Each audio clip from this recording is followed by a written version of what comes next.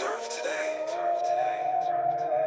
Get up and brush off the dew on that. Turf today. Turf today. Turf today. Cut it and roll that dew on that. Turf today. Turf today. Turf today. Set up, they about to come through on that. Turf today. Turf today. Turf today. Get up. Turf today. Get up. Turf today. Let's get out the way. Here comes first play. Let's maintain that turf today. Ladies and gentlemen, welcome back.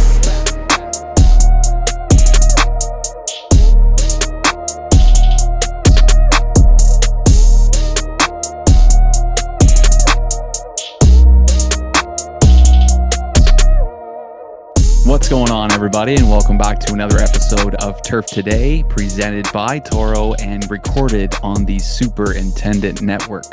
My name is Adam Kershane, and joined as always by Brian Laurent. And ladies and gentlemen, we got a fantastic one for you. Somebody who's been in the industry over 45 years, Mr. Mark Jordan. We can't wait to get into this one. But before we do, let's check in with Brian first. How's my volume? Do I need to reduce? No, you sound good. Okay. I would say you sound A-okay. We're in one right now. It's 2-2, 7 minutes left, playing Czechia. Oh boy.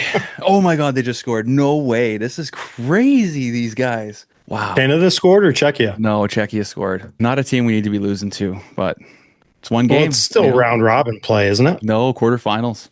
Is Quarters are today. Oof. Yeah, the Americans play Sweden right after this. All right. Well, I know what Camden's going to be doing. Yeah, you know where to find him. Yeah. He's going to be parked in front of that TV. So hopefully the game's done before he's got to take his brothers to lacrosse practice. That's a big one. I know the girls play tomorrow, Canada and U.S. Women's play tomorrow. That's the gold medal game, isn't it? It is. Yeah, and that's always the big one for them. Oof. Yeah, that'll be a battle. It'll be a good one. We'll have that one on here. I did a little digging for you too. We were talking about the luge last week. So it's actually Lake Placid. They have like an indoor track in Lake Placid. So I guess from the Lake Placid Olympics, the year they hosted it, I guess they've carried it on. Is that like a public luge facility?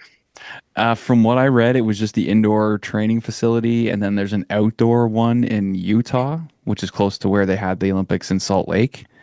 And then there's one in Michigan, which is actually real. The other two are like refrigerated, man-made, but there's one in Michigan that's like a real natural one that's kept up by like a luge club. So there's actually a club there. And I guess they have another one in another town in Michigan that's like a learn to try luge sort of thing. So anybody can show up and give it a shot. So like, I guess there are places you can go and do it. Not many, but it's happening. It is happening. Turf Today is brought to you by Toro. Ready for a utility vehicle that works the way you work? The Toro Workman LTX series delivers power, comfort, and versatility with options to match the way you get the job done. The LTX lets you choose your power source with either a Briggs & Stratton Vanguard gasoline engine or Toro's advanced Hypercell lithium-ion battery system, giving you flexibility whether you need long-lasting electric efficiency or proven gas performance. Choose performance, choose versatility, choose Toro LTX. So what's going on with you? Not much, man. Been home for a while. No travel plans in the works for a few weeks. Just a lot of other stuff to catch up on. So, yeah. How about you? Same old, same old. Yeah. We had Family Day here, which is like a provincial holiday, so everything's closed and you're supposed to spend the day with your family. So we went skating, which was a lot of fun. Nice. Yeah. So it's just been, like I was saying last pod, my wife's into a whole new routine with her new job. So it's just kind of shaking everything up for us. Yeah. I went back to the golf course today. I was out there on the course first time in about a month. And it was just so nice to be back out there, reconnect with nature and just, I know it was covered in snow, but on the tractor, had the boots on, just kind of felt like I was right back in it, which is always nice because I'm somebody that needs to be moving. I was wondering how much cover you guys had. We had a big melt. So the only thing that's still kind of left for us are just where the snowplow pushed it all into piles. Really? Yeah. Really warmed up that much for you guys. Yeah. It's We've nice. been like 50s the last 2 days. I mean, it's going to go back to freezing here very soon, but we got our first shot of fall spring. There it is. Yeah. Gotta love it. So yeah, everybody's talking about getting the golf clubs out and seeing people walk around in shorts and stuff like that. Oh yeah. Kids went to school in shorts and t-shirt today. Yeah. Like guys, it's not that warm. Wow. Yeah. No, I was talking to somebody about it was about different products and they're like, "Oh, you're not going to need this, the big melt and everything." I'm thinking like, "No, a couple feet of snow out on the course right now." But It's going to take some serious attempts to warm that up. yeah, yeah. Like I was using the snow plow today still to get around Yeah. through cart paths and cut areas and stuff. I'm trying to make some piles. We're gonna have a big burn pile. We're gonna burn some wood on the course. So just trying to get that cleaned up. But the greens, like we're still nowhere near seeing the greens or getting to them yet. Yeah, it's still February, man. It's still February. So And like we got some time. We're always talking about too, everybody's different parts of the nation or the city or the world. Like everybody's different. So there's courses that are a couple hours from us, even an hour down the road closer to the water, which they don't have much snow and they're getting ready to start doing things. So it's really about where you are, and we're in a spot where we get a lot of snow. Yeah, you definitely do. You're used to it though. So yeah, I mean, it's guys down south are in the heat of their season. Their season's probably starting to wind down. Really, I think Probably, yeah.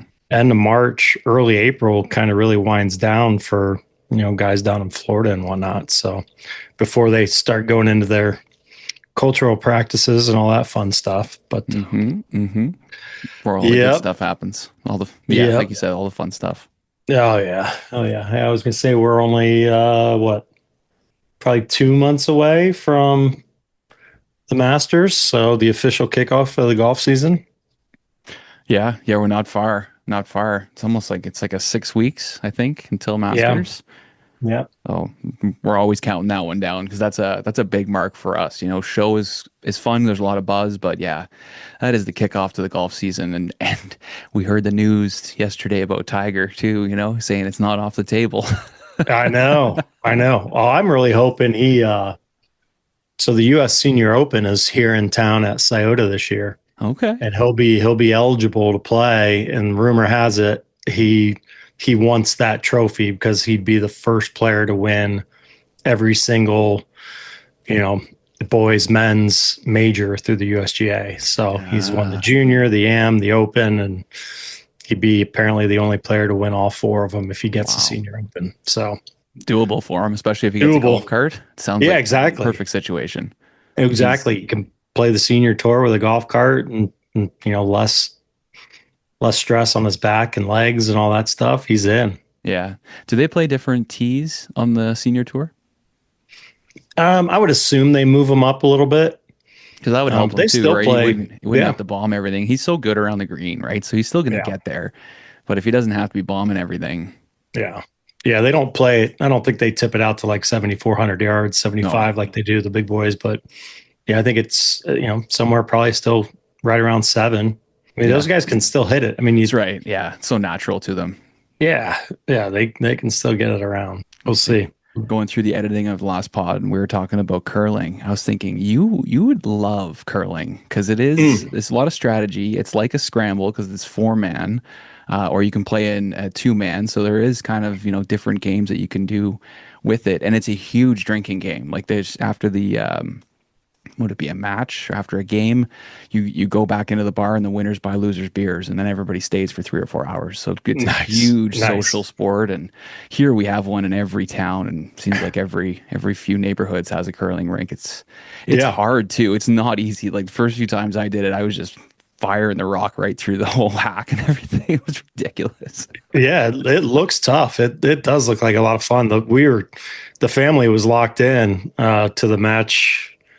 What was it, a couple of days, maybe over the weekend or something, like USA versus Sweden, I think it was.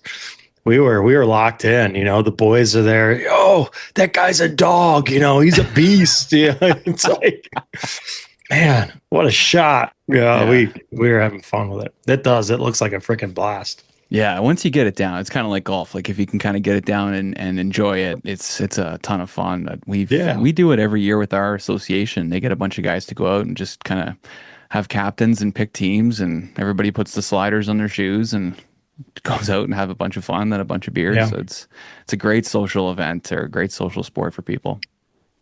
I think our local chapter has a curling event tomorrow, actually. Wow, there you go.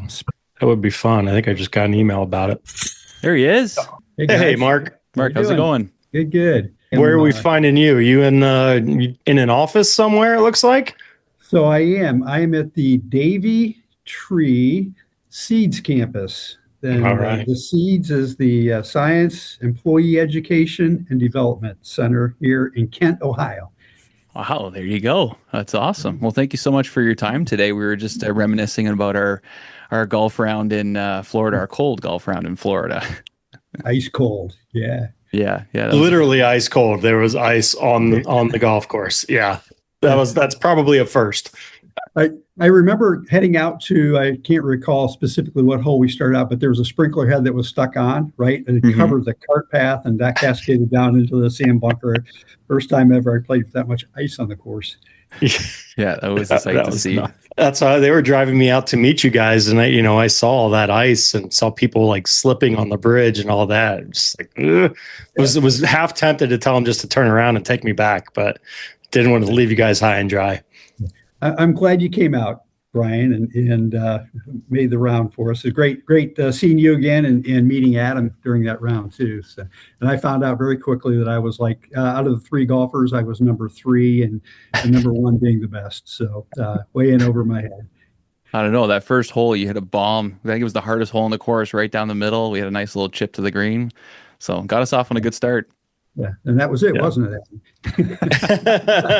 Just showed off right away. Awesome. Well, Mark, we appreciate you joining us. We usually like to kick the show off by just giving you the opportunity to introduce yourself and just kind of tell us a little bit about your journey. Yeah, so thanks again. Appreciate the opportunity. So Mark Jordan recently retired about a year ago. Been in the industry for 45 years, all said and done, and just as I mentioned, just retired a year ago from Westfield Country Club, where I spent 36 years of my career. But I actually started off at a small mom and pop golf course out in the middle of north central Ohio, where we had cornfields and hay fields, and we had 2 things to do in the summertime. That was either bale hay or play golf, and so I chose to do both, actually. But anyway, so it was great experience growing up. And then I went to Ohio State HEI, and then went down to main campus, got my 4-year degree after that, and did an internship at Elyria Country Club for Frank Feck. Great experience, old William Flynn golf course on the west side of Cleveland. Just what an awesome layout. It's one of those things, guys, that you don't appreciate it at the time. It's like, here I am doing an internship, and getting exposed to the private club scene. But looking back now, every time I go back to play, it's like, what an awesome facility, what an awesome layout that was. So, I ended up in, after Ohio State, went down to Hyde Park Country Club in Cincinnati, where Pat O'Brien is now, doing an awesome renovation down there. Exciting things to come. And then I went to, was Winding Hollow Country Club in Columbus, now city-owned, Champions Golf Course, not Robert Trent Jones Sr. Golf Course. Once again, another nice layout. And then, I ended up at Westfield for 36 years. So it's been quite a ride from a professional standpoint, and I've had a lot of good mentors along the way. And really a lot of good mentors that got me into the inner workings of the industry, right, through the associations and so forth. And Rick Kaharski at Winding Hollow, when I was there, he was president of the Ohio Turfgrass Foundation. And then I went up to work with John Spodnick, and John really set the standard when it comes to affiliate chapter organization. And John was GCSAA president in 1969. And so I was exposed to a lot of John's networks and just his methodology and being part of the community, right?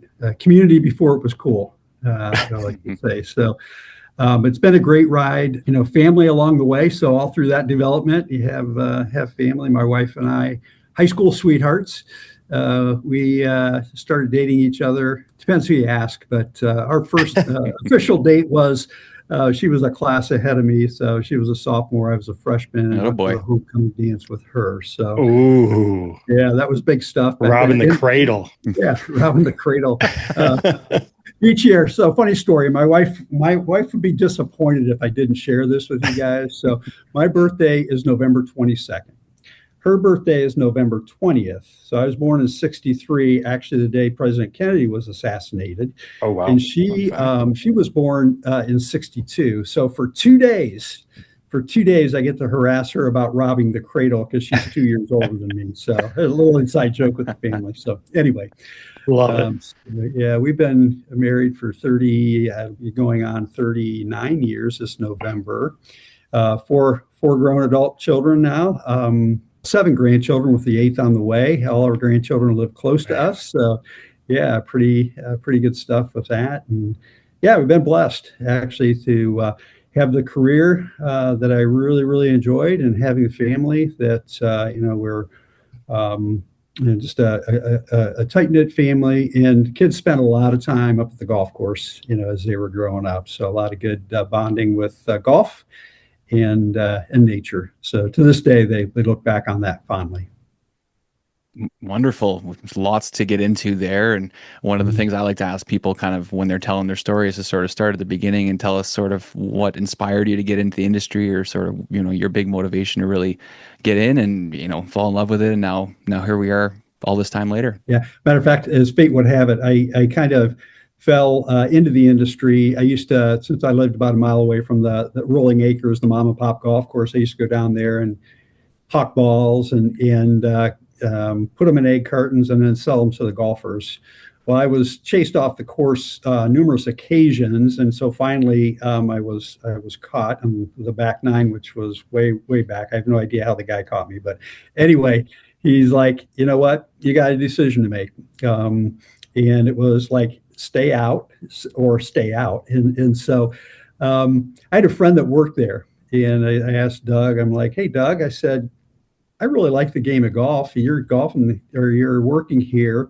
What are the benefits of that? And he's like, oh, free golf. And at that time, I'd just gotten into golf. And I'm like, I'm there. Perfect. So that same guy that kicked me off hired me on the golf course. And, and he did a phenomenal job of, I don't know if it was intentional or not. I'll say it was intentional because he was Ben Staher was his name, but let me work in the grill room, small little grill room there, and in the cash register in the pro shop, and work on the carts, gassing the carts up and cleaning them up. And then, when somebody didn't show up for work on the green staff, hey Mark, why don't you hop on a mower? We need to mow greens this morning. So it was a kind of I guess first year evolution to that, but I really, really fell in love with working on a golf course, being exposed to that as a high school kid. It's like, somebody took a chance and put me in those positions, and just really fell in love with it across the board.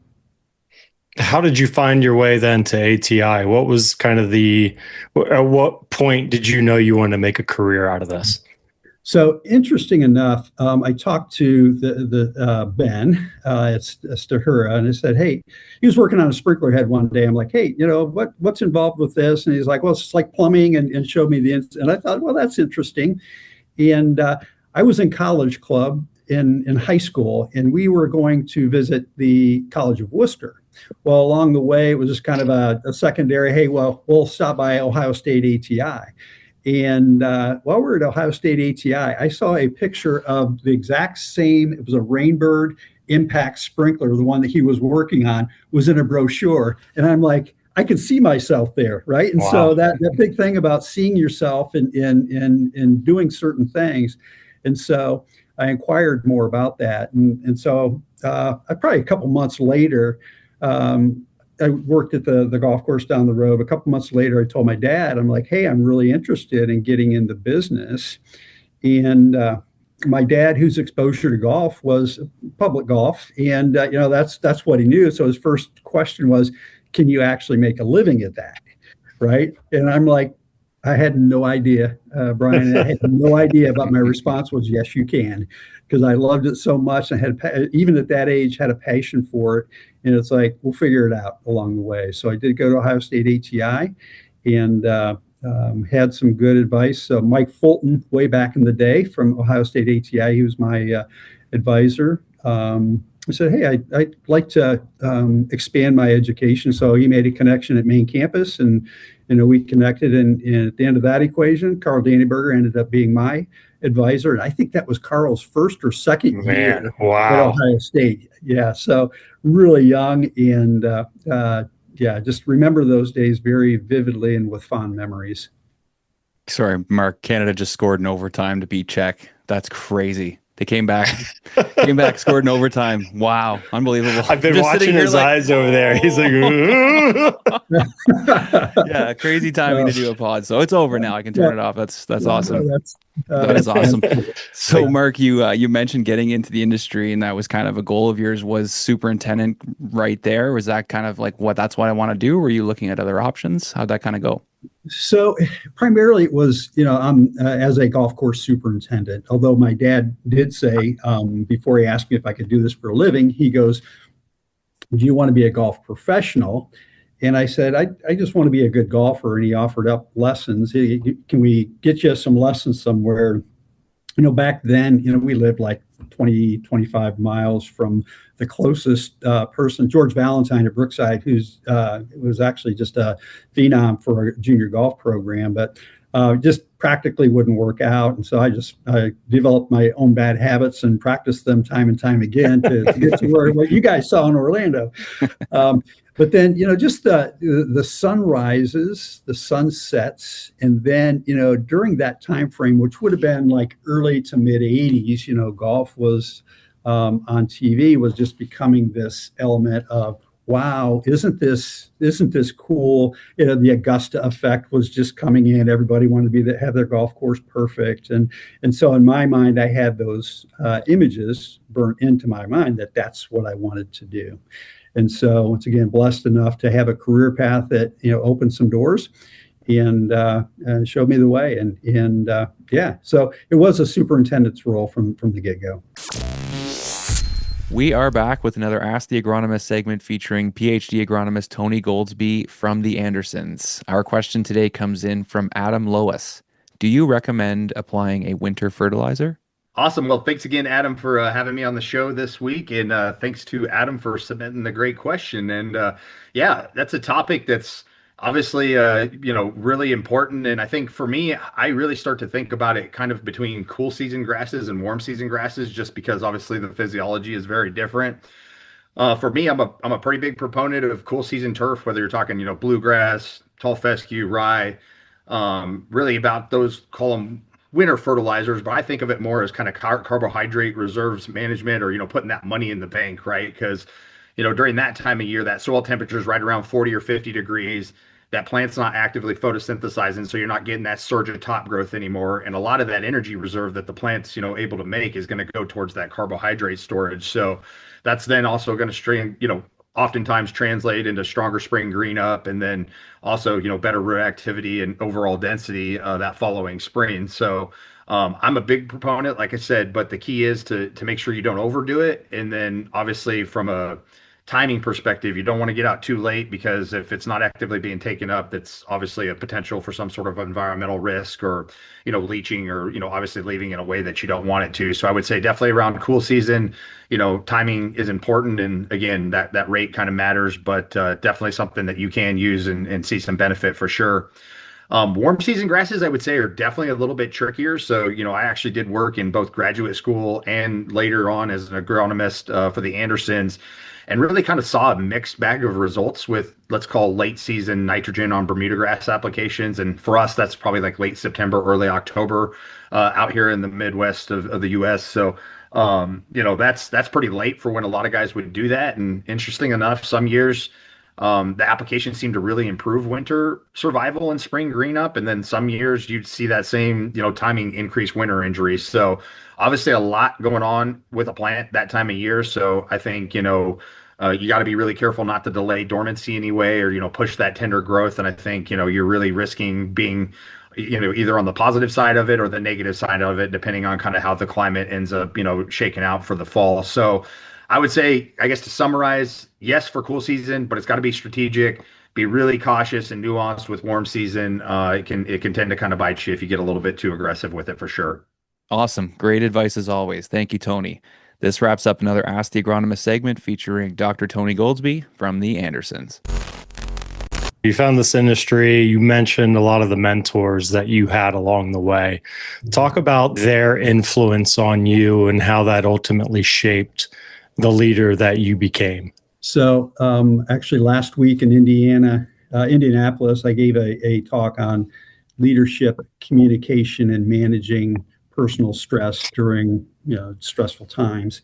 And I looked back and did a lot of reflection on what I learned from a leadership standpoint through the years. And you all know this, but the biggest difference between a leader and a manager is you lead people, you manage things, right? And that was you learned that along the way. But I look back to Ben at Rolling Acres, and he had a mindset of just get it done and get it done. Rush through it, get it done, be done with it. We got golfers on the tee sheet at 6:30 a.m., 6 o'clock, whatever those early times were.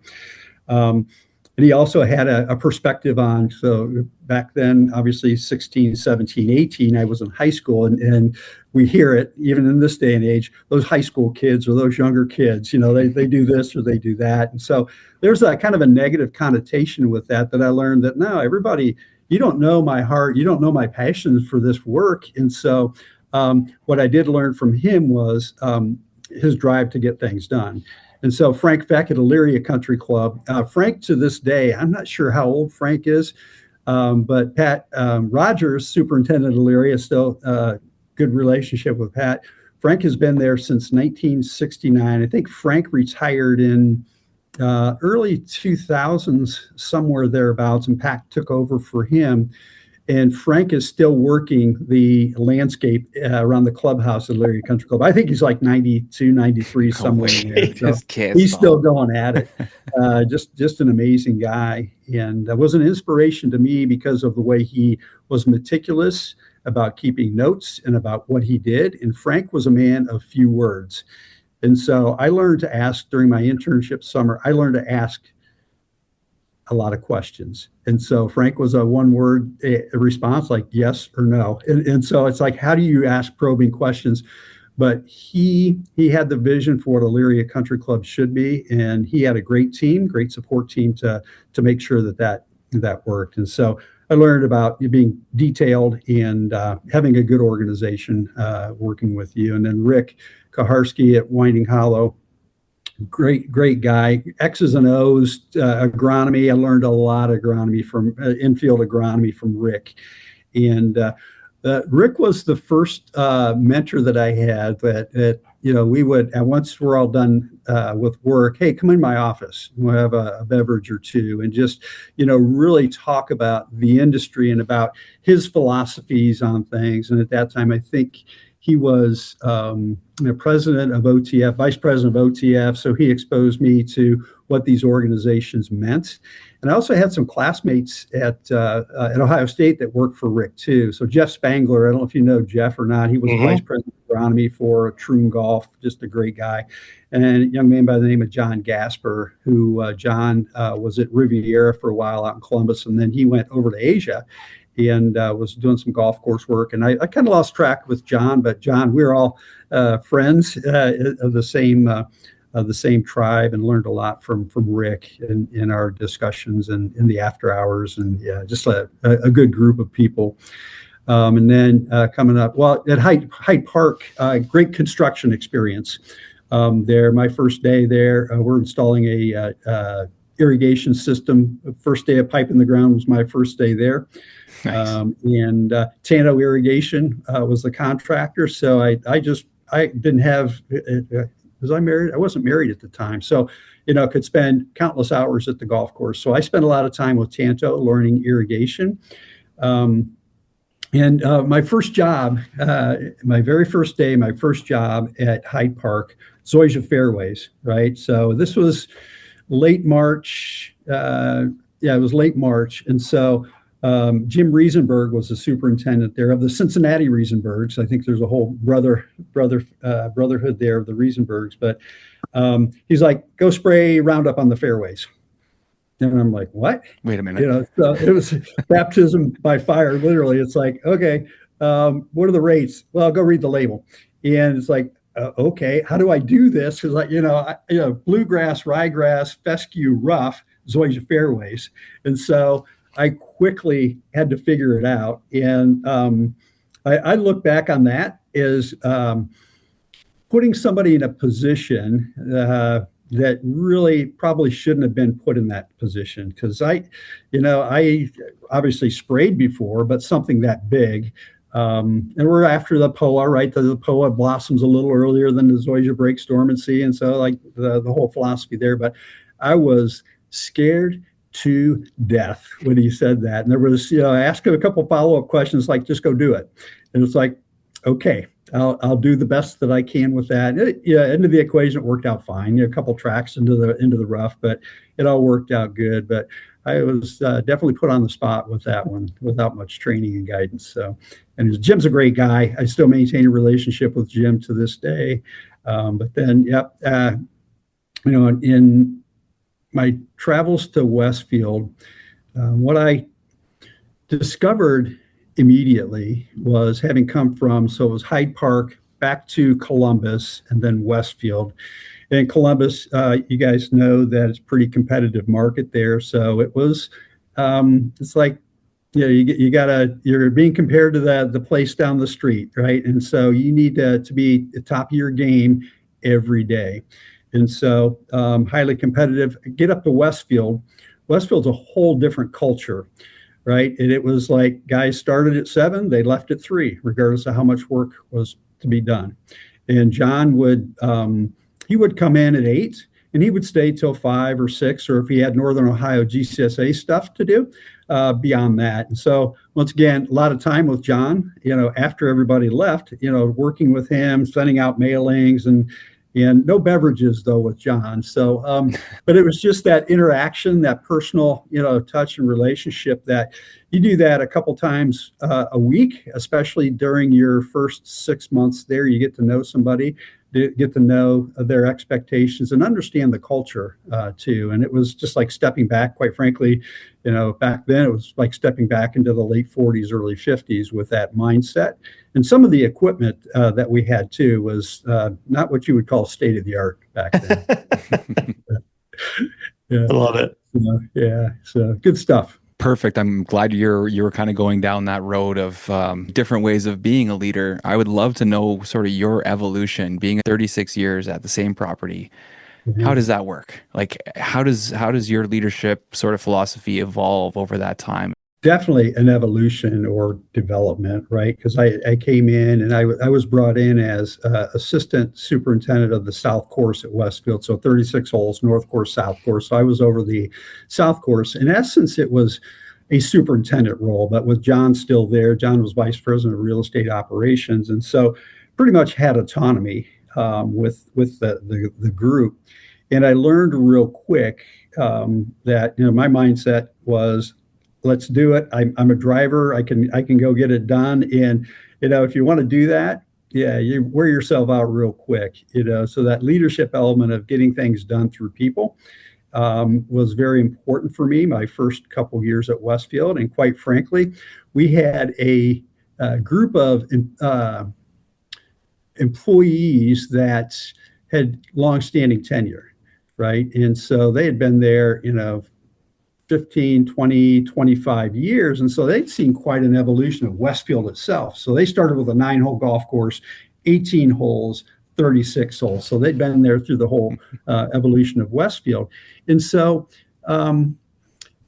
for me, it was about, how do you handle guys that a team that, has a lot of experience. And I got the knock when I came in of being that young college kid who's book smart, right? And that tag put to me real quick.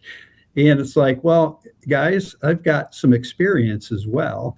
And so how do you massage that? So there were a couple of guys on the team that took me under their wing and, told me and showed me how to navigate through that culture. And some of the guys, I still really appreciate that, because they stepped out. It could have been, harmful or impactful to them being on that crew, but they, they probably had children of my age back then, and so took a liking to me, and they actually taught me a lot about managing and also leading those what we used to call old timers through things. And so you develop that relationship and rapport and so on and so forth. And so that blossomed, and John retired. I started in '88 with Westfield. John retired in '93, so after 5 years there, and my next phase was the post Spotnik era, right? So now you're on your own, and we had a club manager. His name is Mike Whittick. Great guy, but Westfield had a tendency to bring people from the insurance operations into the club operations. So our primary reason for being was to entertain agents at Westfield.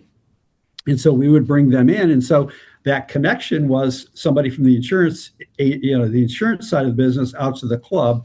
And we had a golf pro, a great guy, Chad Seymour, and myself, but that's trying to work with somebody who has no feel for the golf business, right? So here's a microcosm of that. Our first meeting with the club manager, Mike, Steve Numbers, who was we both got moved up to superintendent's role. So Steve was superintendent of the North, of course, I was superintendent of the South. And the first meeting we had with the club manager, we explained our operation organization and identified that we needed second assistants or something to support us. And without even asking questions or listening, he goes, "You're not getting an assistant." Just like that. It's like, oh, okay. Well, so that's how we're playing golf these days. Okay, I get it. And so you learn to, that type of authoritarian leadership style. I'm not going to listen to you. You're going to do it my way, and this is what we're going to do. Learn to ask a lot of questions, right? And that's, and also present things in a different way, because Steve and I are both like, this is just natural progression, right? You get assistance, and no.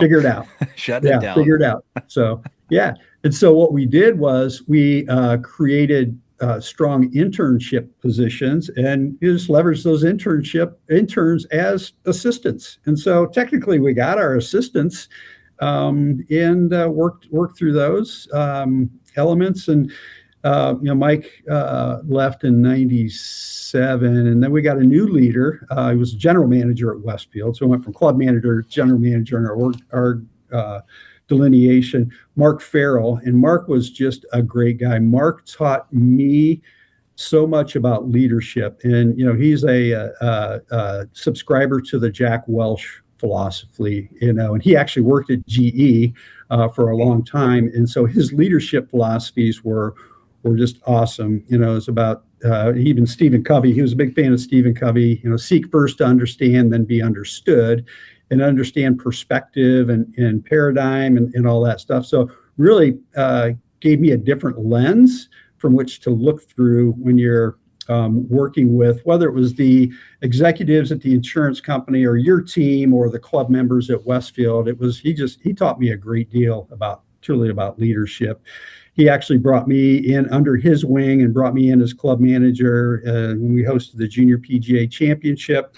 Had some great learning opportunities, growth experiences as manager. But in the background, all the time was John Spodnik, right? And John would pop in. John lived in Westfield, and when I told John I was moving into the club manager and then general manager role, he goes, You're still going to run for the board, the national board of GCSAA, which was John and I had talked about that a long time, and that was part of the goal.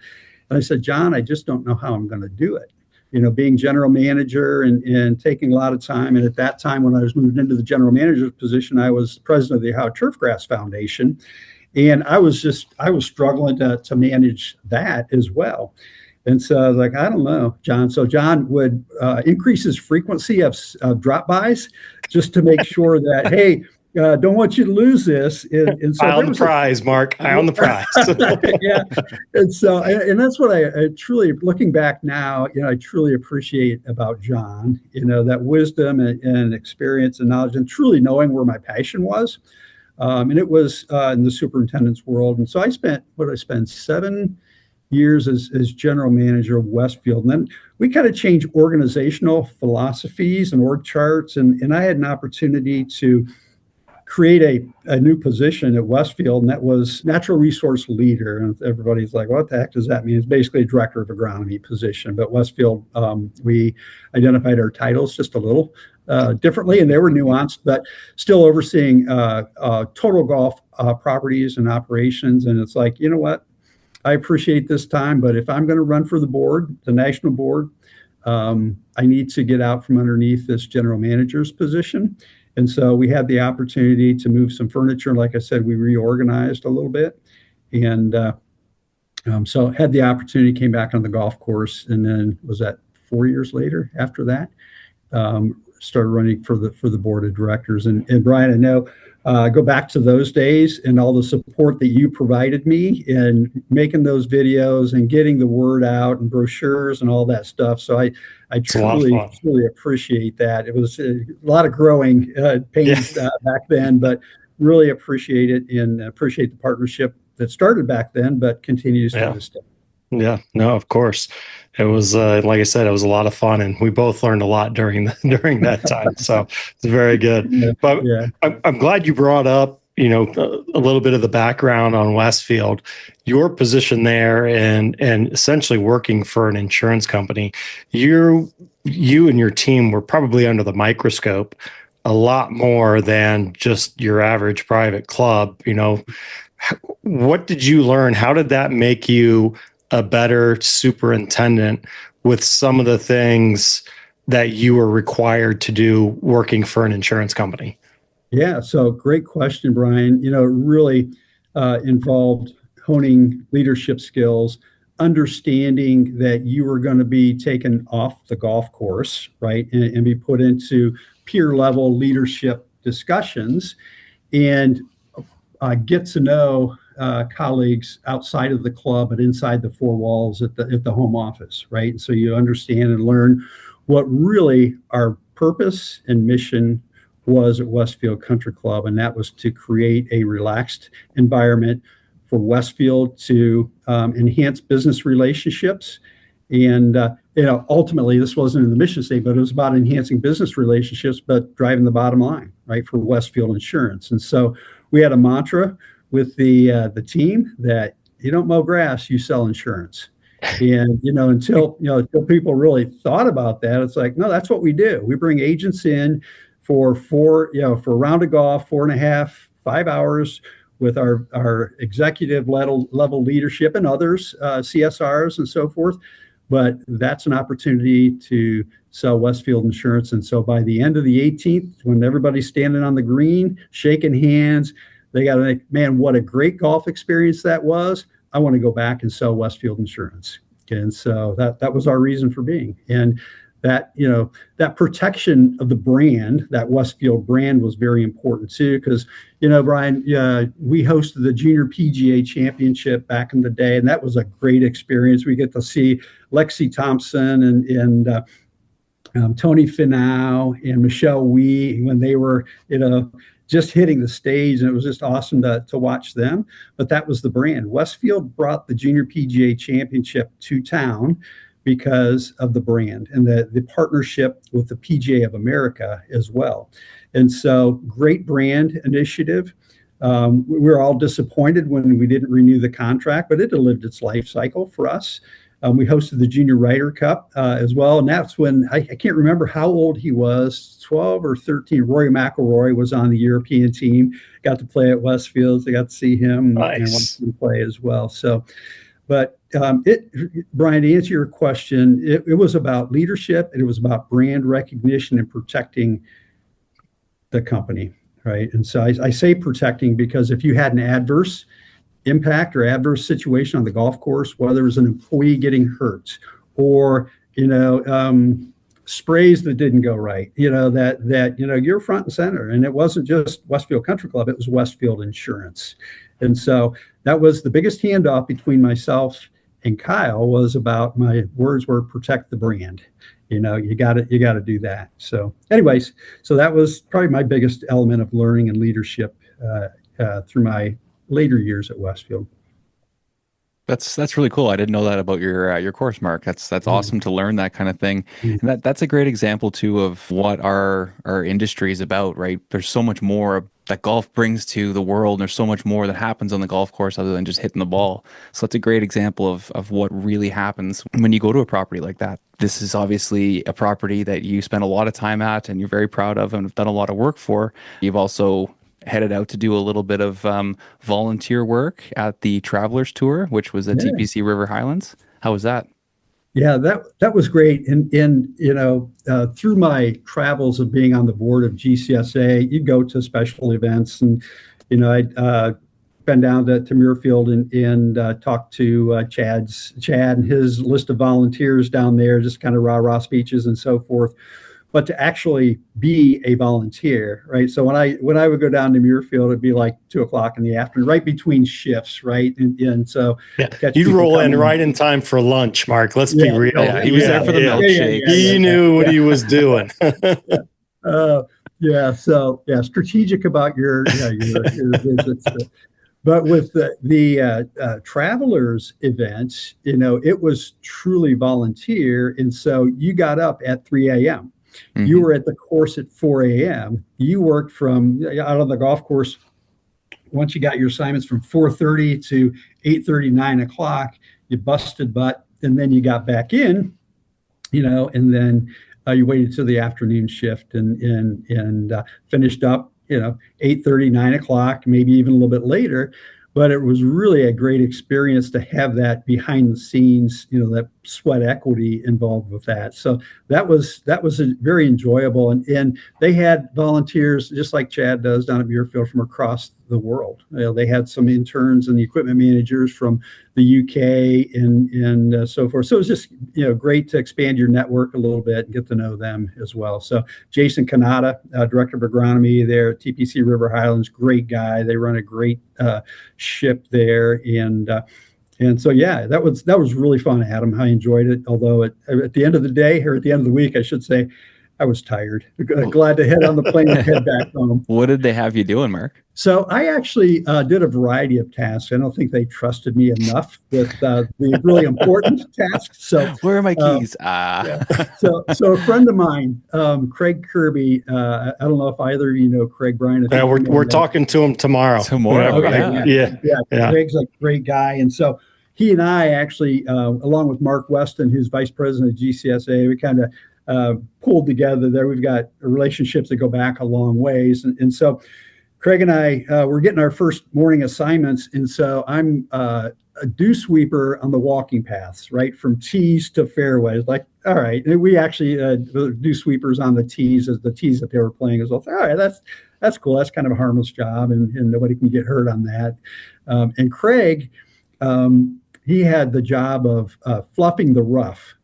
And you'll have to ask Craig about this. So dew removal, bunker raking in the mornings and even in the evenings. And then one job that I had for a couple of evenings was when they mowed, they double cut in the evening. And so there was no dew evidence, right? And so they get the guys out with the syringes and hoses and try and get some water out there, but you couldn't see. So we're basically spotters, right? Yeah. And I'm glad I wasn't behind the steering wheel of the walk mowers, because these experienced guys had a hard enough time. I couldn't even imagine. Even as a spotter, I had a hard time, figuring out where the next pass was. Yeah, that's when you find out that that dew is an operator's best friend. Being able to see those lines. Turf Today is brought to you by the Andersons. Innovation that elevates the game. Healthy, playable turf starts with proactive disease control, and Prophecy DG helps you stay a step ahead. Prophecy DG from the Andersons delivers proven systemic control of key turf diseases, including dollar spot, brown patch, and snow mold. Prophecy disperses quickly and evenly for reliable performance and predictable results. Its granular formulation allows for efficient application while providing the trusted protection your greens, fairways, and tees demand. Stay ahead of disease pressure and maintain exceptional turf quality with Prophecy DG, precision disease control from the Andersons. To learn more, visit andersonspro.com.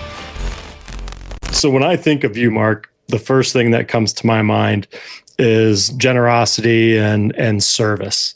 You have been so giving of your time in support of this industry. Would just love to hear from you what it is that really drives that passion for giving back and volunteering so much of your time and knowledge to pay it forward, I guess, for this industry. Once again, I'll go back talk about mentors here in a little bit. But my parents, especially my mom, she was a stay-at-home mom. My dad was a construction worker, and we ran a small farm. So he was pounding it every day of the week. And so, but my mom gave a lot of her time to the local community, whether it's through church service or other means with the local sports boosters club. And she was out there volunteering. She wanted to help support and impact lives. My dad, even in spite of his work schedule, was able to coach virtually all my little league teams. And so after you appreciate it as a father after working construction all day and then coming home and spending time with a bunch of 10, 11, 12, 13, 14-year-old kids as you progress. Probably wasn't his first thing to do, but his love for sports and his love for his family really helped him volunteer. And then that element of paying it forward, Brian, it's the guys like Frank Feck, the guys like Rick Koharski, the guys like John Spodnik, who made an impact on my life and shared those stories with about who they knew and how they served and their mentors that exposed them to the industry. And so really that mentorship element, and it's about stewardship, but in a different light, right? So we think of stewardship as environmental stewardship. Let's take care of our courses and so forth. But there's stewardship of our organization and our industry. And so someday, Mark Jordan's not going to be around. So who's going to carry on those stories that John Spodnik told to him and Mal McLaren told to John and Colonel Morley shared with Mal McLaren, right? So it's that element of continuing and stewarding those stories, the industry. And so for me, that's where the deep passion really came from, Brian, when we look at that. And also, and I know you know me well enough, Brian, to know that I've got a pretty devoted faith, right? And so being involved with church, is another motivator for me, and helping people out, right? Helping people realize there are alternative paths, whether it's in their faith journey or in their professional journey. It's about that next step, and it's about people seeing, knowing where they are and seeing where they can be down the road. And if not for John Spodnik and Rick Koharski, I don't know if I'd ever had a drive or passion to become GCSAA superintendent. Those guys helped mold my professional mindset, and I'm so fortunate and blessed to have had those guys amongst others as mentors of mine. But that's really, Brian, where all that stems from. I'm glad you mentioned, showing and exposing people to different paths, because I know, again, even recently, that's something you're very passionate about. And I know in the past you've done the program where you have folks come in and you kind of show them all the different avenues of the golf industry. And now you and your son are starting this collegiate tour to help introduce them to future employers. Talk about some of the things that you have been involved with and are involved with still on exposing people to the opportunities that are out there in golf and outside of golf. Sure. So my last 2 years at Westfield, I'm an ideator by nature. I like to think about what could be. And so Westfield, has 1,700 employees, and we've got this talent acquisition department that I've known some people that were longstanding leaders in the talent acquisition area. And I'm like, hey, have we ever had a collegiate golf event at Westfield? And they're like, no, we used to have the junior PGA, blah, blah, blah. And which was important. So we needed to push that off. But I'm like, so we spend a lot of money going out to college campuses, recruiting, right? And the club and golf is a very important part of Westfield culture. what do you think about hosting a collegiate event at Westfield, making it a 2-day, 36-hole round event? But in the morning of the first day, we could have basically what amounted to a job fair. At Westfield, we could have a breakfast for all participants, expose them to jobs and careers at Westfield, and go from there. They're like, sounds interesting. And I had a really good friend in talent acquisition who was a champion internally at Westfield on that. So he and I partnered with that and grew up. First year was just a great event. Second year was a good event as well, not as good as the first year. And those debriefs and how you can do things differently, and then players change. We had some turnover in talent acquisition that probably weren't as passionate about the championing of the event as my friend was. But anyways, it's still first year resulted in I think 3 or 4. I think two interns and 2 at least prospects for full-time employees. And so, yeah, good mix. We had no idea what to expect. And I think the last year we may have gotten 1, but we had fewer teams participate the second year as well. So for me, it was about, okay, as I was deciding when to retire, it's like, okay, when do you know it's time to retire? I reached out to a couple of peers and mentors of mine, one of which was Frank Doby. I'm like, Frank, when do you know it's time to retire? He goes, you'll know when it's time. And so, this element of, we just completed a multiple phase renovation to both golf courses. We got that up and going.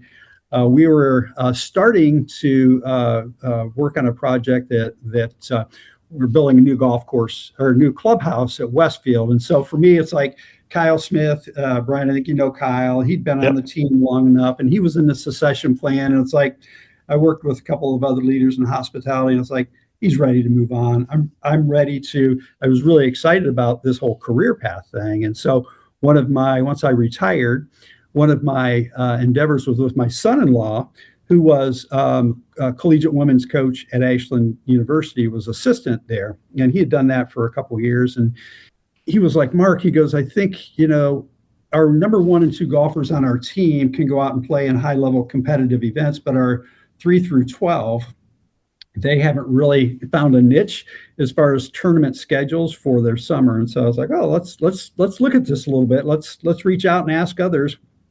And so we reached out to a couple other college coaches. They're like, hey, I think you're onto something.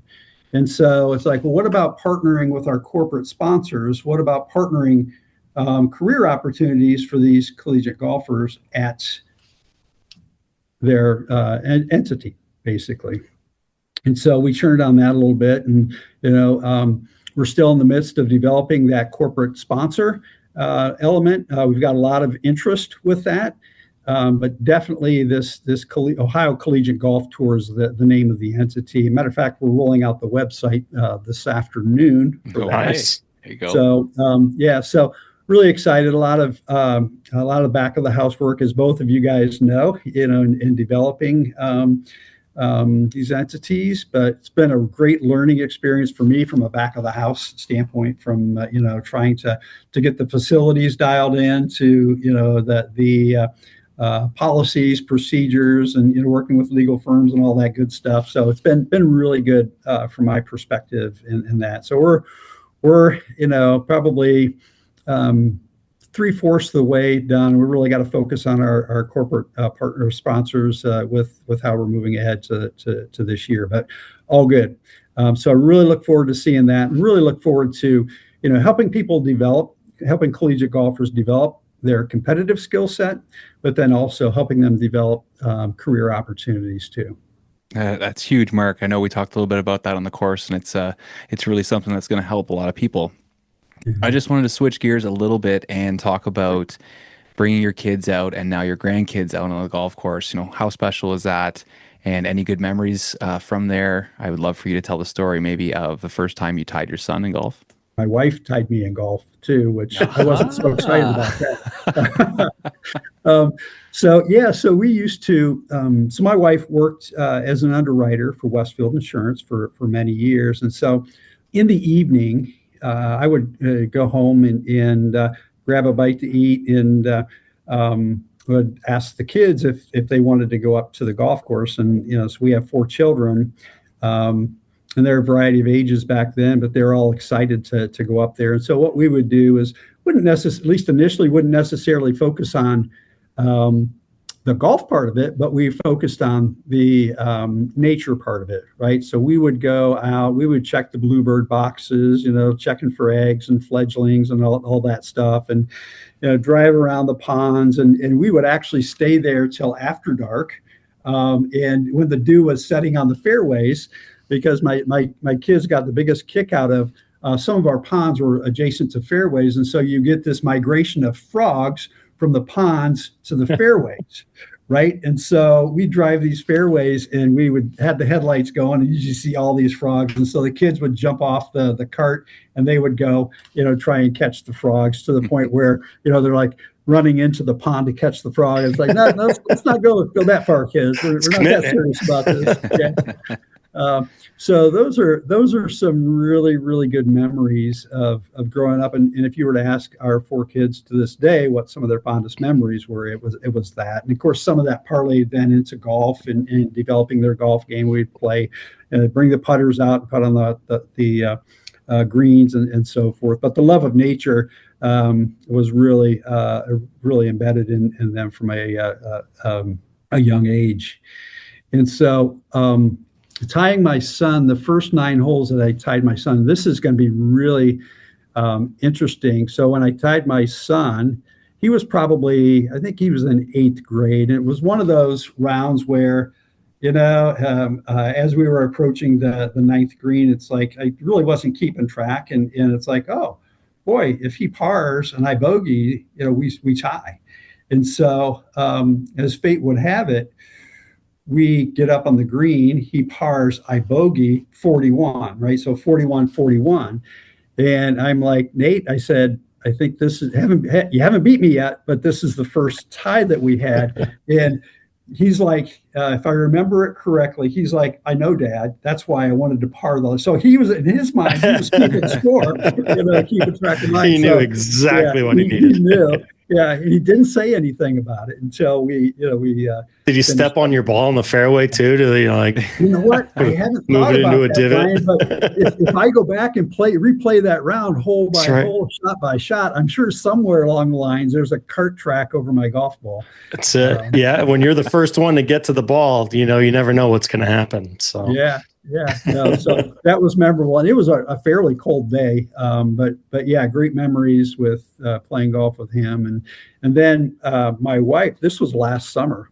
We were playing on the North Course, and she's now that she's retired as well. She plays a couple times a week, and then we'll go out in the weekend evenings and play. Well, this is a Sunday evening, and she starts out par, bogey, par. And I start out like bogey, par, bogey, almost like the opposite of that.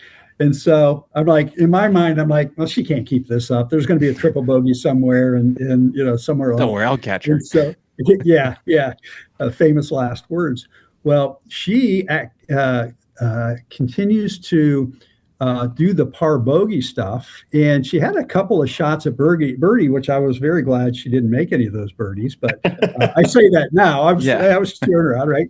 Because she was having that Caddyshack, round of your life, right? and so everything she hit was pure. Every putt I was happy for her. But we get to the 9th hole as well, and I'm thinking to myself, I got to add these scores up because I don't really want another Nate moment. And so we're tied going in. We are tied going in. And Melinda was kind of oblivious to it. She doesn't keep score. She just plays it like we all should play, right? Yeah. And she was in the zone. And so I can't remember if I didn't say anything to her or I alluded to the fact that we were tied. I think I alluded to the fact that we were tied going into the last hole. And we actually, I think we both bogeyed the last hole. And so we ended up tying. And it's like, here you go, sweetheart. Here's a scorecard. Keep it. This is a memento for for our marriage, our 30, soon to be 39 years of marriage. This is a certificate of achievement for our marriage.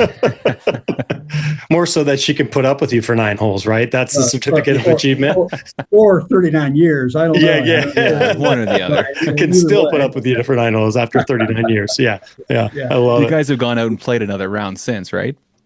Yeah, Okay, we good. have. Good. And I don't know. That was her career low and remains her career low to this day. So. Oh, it's exciting.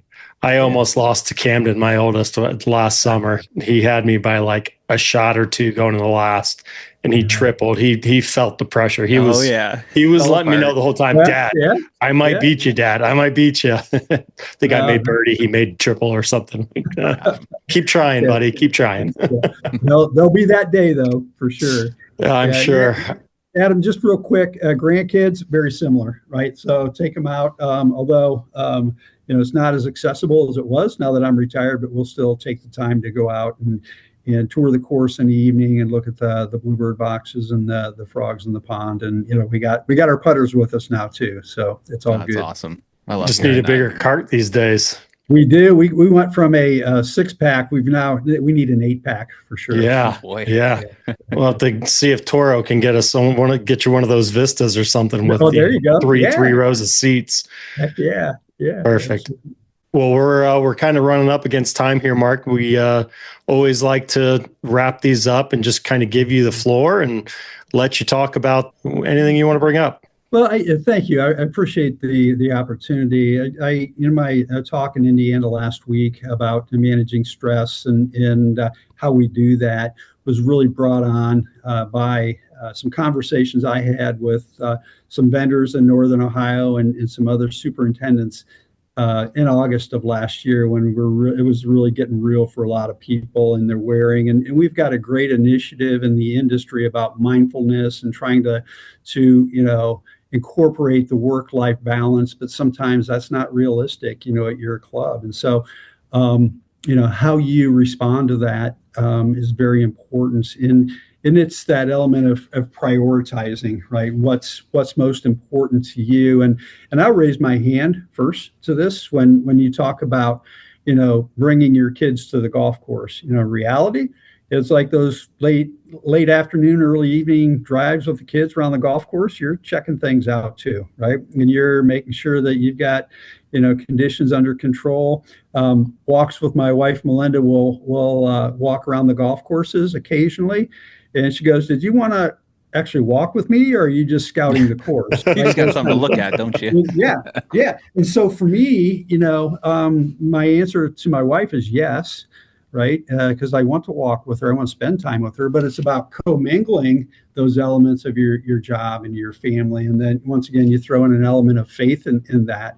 And last year when I was talking to some superintendents, I think our perception is really, really skewed on how members and golfers view our golf courses. And there are some very vocal people that go through your facilities and say, "Oh, this should be better, that should be better." But reality, I think we're our own worst critics, right? And so some of these, one superintendent in particular was really, really stressed out, probably a mid to high level club in the Cleveland area.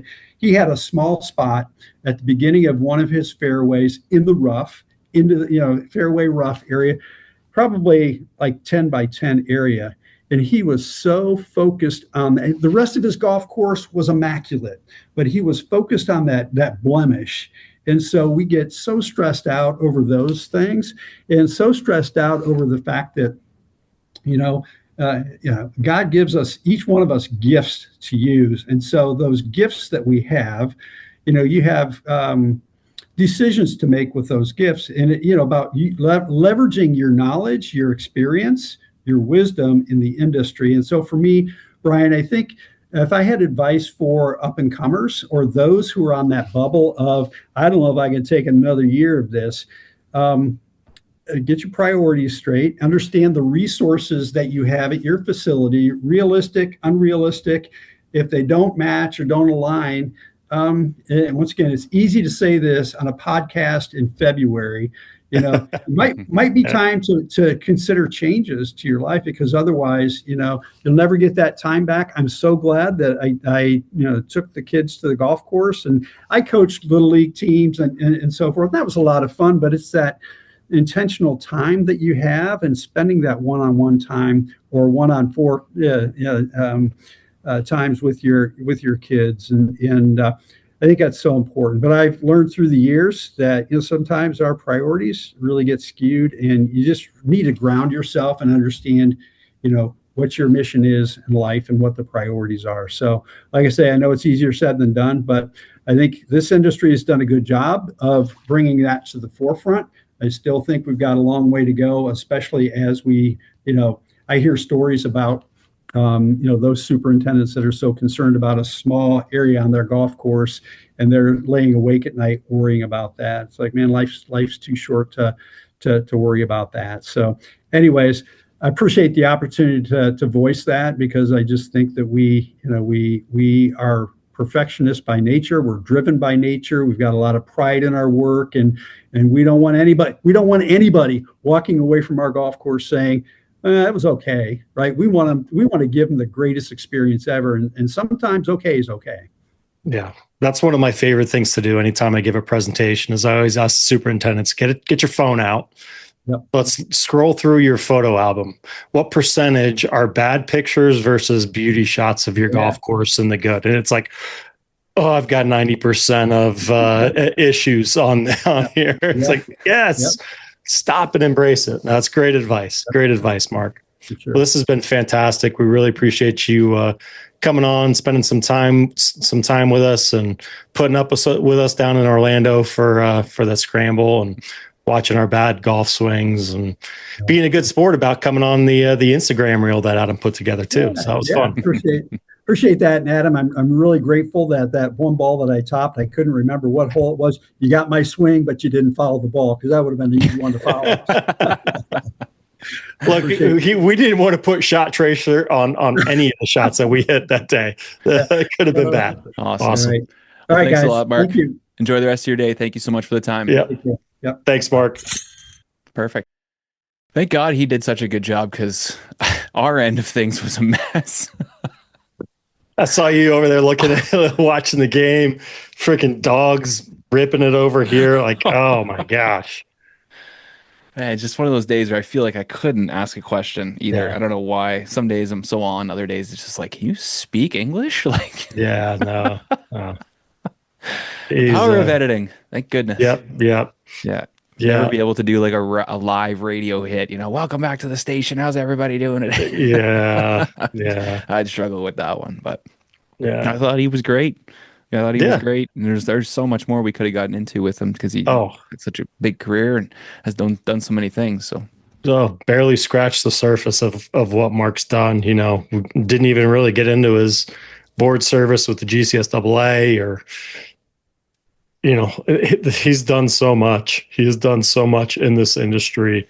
It's incredible. I mean, service at the local chapter level, service with the Ohio, the state's turf foundation, obviously the National Association president, served on so many committees, and now in retirement he's got his hands in about 5 different things I think that he's doing. I mean, he's so involved, cares so much about this industry, and ultimately he cares about the people of this industry. And I think during that little hour-long conversation, it became quite clear where his heart's at, and what his goal is, to help people. Yeah, no, he's such a genuine person, and somebody that it sounds like you could reach out and chat with him about just about anything, right? You could get into things you have personally, family things, stuff in your career, different advice. He's seen a lot of different things, and would be happy to talk about that stuff. So it's great to meet people like that. And one of the things that you and I have talked about lately, or kind of behind the scenes, is that we're sort of connecting some people with other people to have as resources. There might be people that don't have a ton of people in their contact list, or have a ton of people that they can lean on, but by listening to the show, here's a contact, somebody that, you could easily find Mark's email online, send him an email, tell him you heard his story and ask him a question. And I don't think he's going to have thousands of people reaching out, but if he hears from a few people or he's able to help a few people, that's somebody that you should reach out to.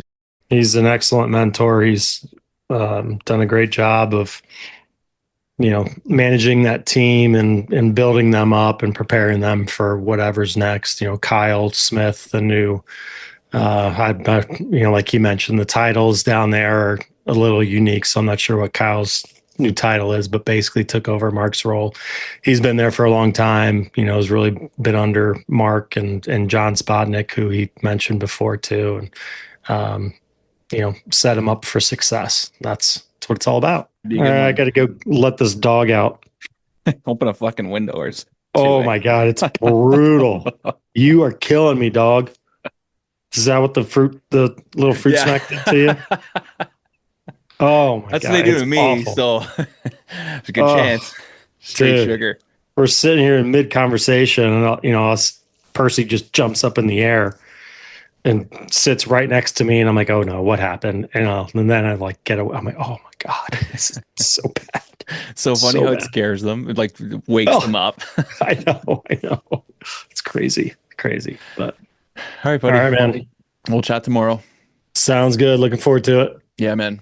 All right. See ya. That's going to do it for another week here on Turf Today. Thank you so much to Mark Jordan for all of his time and a great interview. We can't wait to be with you next week. We got Mr. Craig Kirby coming up.